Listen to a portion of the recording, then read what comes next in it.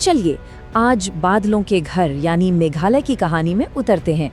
देखिए, ये सिर्फ एक खूबसूरत जगह ही नहीं है, बल्कि इसका इतिहास भी उतना ही ज्यादा दिलचस्प है। तो हम इसकी प्राचीन जड़ों से लेकर आज के मेघालय बनने तक के पूरे सफर को समझने वाले हैं। तो आज हम इस पूरी कहानी को 5 हिस्सों में समझेंगे।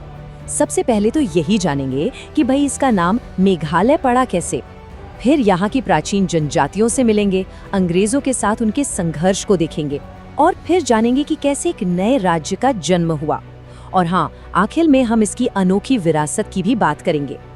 तो चलिए अपनी कहानी की शुरुआत करते हैं।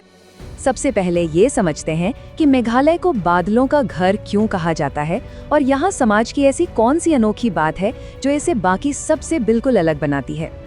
मेघालय, इसका मतलब ही है बादलों का घर। मेघ यानी बादल और आलय यानी घर। और सच पूछिए तो ये नाम इस जगह पर एकदम फिट बैठता है। जरा सोचिए, चारों तरफ हरियाली, झरनों की आवाज और बादलों की धुंध, कितना जादुई सा लगता होगा, है ना। अब एक ऐसी बात जो मेघालय को सच में सबसे अलग बनाती है, वो है यहाँ की मातृवंशीय व्यवस्था। यानी यहाँ परिवार का वंश माँ के नाम से चलता है, और तो और जायदाद भी माँ से बेटी को मिलती है, बेटे को नहीं। ये वाकई में एक बहुत ही खास, बहुत ही अलग सामाजिक बनावट है। चलिए अब जरा इतिहास के पन्नों को पलटते हैं और उन लोगों से मिलते हैं जिन्होंने सदियों से इस जमीन को अपना घर बनाया है। मेघालय की आत्मा, यहाँ की पहचान, वो बसती है यहाँ की 3 प्रमुख जनजातियों में, खासी, गारो और जयंतिया।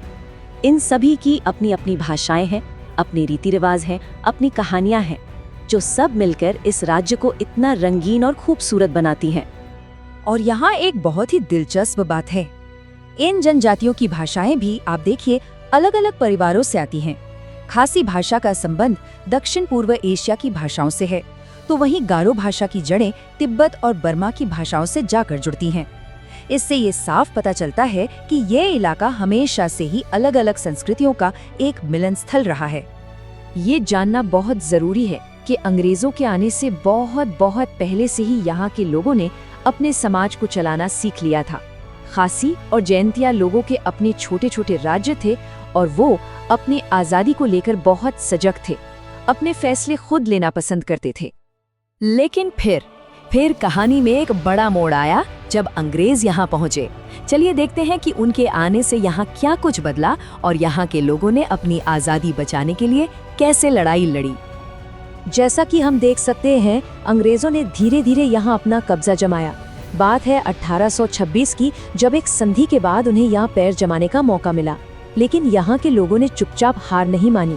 उन्होंने एक जबरदस्त विद्रोह किया और उस विद्रोह को दबाने में अंग्रेजों को सालों लग गए। इस पूरी लड़ाई के जो सबसे बड़े नायक थे वो थे तिरोध सिंह, एक बहुत ही बहादुर खासी सरदार। उन्होंने अंग्रेजों के खिलाफ पहाड़ों में छिपकर लड़ाई लड़ी, मतलब एक गुरिल्ला युद्ध किया। भले ही आखिर में वो जीत नहीं पाए, लेकिन आज भी मेघालय के लोग उन्हें अपनी आन बान और शान का प्रतीक मानते हैं। अब हम आते हैं भारत की आज़ादी के बाद के दौर में। तो क्या आज़ादी के ठीक बाद मेघालय को अपनी अलग पहचान मिल गई थी? चलिए देखते हैं कि एक अलग राज्य बनने का ये सफ़र आखिर कैसा रहा। देखिए, एक अलग राज्य बनने का ये सफ़र बिल्कुल भी आसान नहीं था।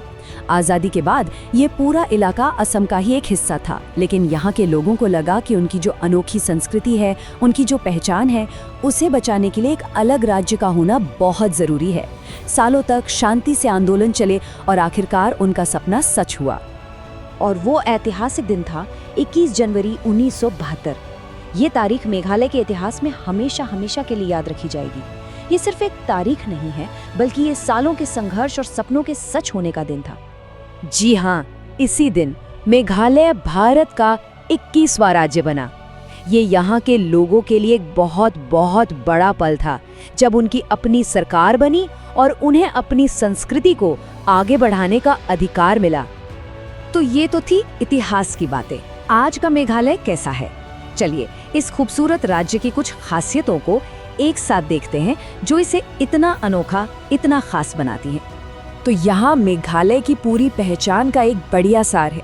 इसकी राजधानी शिलोंग, जिसे पूर्व का स्कॉटलैंड भी कहा जाता है, वहां से लेकर इसकी प्रमुख जनजातियों और मातृवंशीय सामाजिक व्यवस्था तक हर पहलू इसे वाकई में अद्वितीय बनाता है। और ये बात बिल्कुल सच है। मेघालय का इतिहास अपनी जड़ों पर गर्व करने, अन्याय के खिलाफ आवाज उठाने और अपनी अनोखी पहचान को जिंदा रखने की एक बहुत ही शानदार कहानी है। और अंत में हम एक सवाल के साथ आपको छोड़े जाते हैं। मेघालय की कहानी हमें याद दिलाती है कि अपनी पहचान को बचाए रखना कितना जरूरी होता है। जरा सोचिए, आज जब दुनिया इतनी तेजी से बदल रही है, तब अपनी संस्कृति और अपनी विरासत को सहेजना इतना मायने क्यों रखता है? हमारे साथ जुड़ने के लिए बहुत बहुत शुक्रिया।